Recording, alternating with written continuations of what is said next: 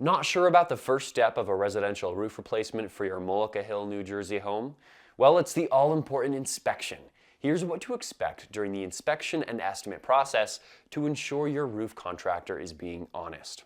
They should inspect your roof and attic space, looking for all signs of damage and gathering all the information to create the correct scope of work, not just taking a quick glance and calling it a day. You should then receive a detailed written estimate. The proposal should be broken down into the smallest details, and it should be written down. If your prospective roofer offers you only a verbal or vague contract, this is a major red flag. It leaves room for error, dispute, and downright dishonesty on their part. Plus, if you plan to file an insurance claim, you'll need a thoroughly written estimate anyway.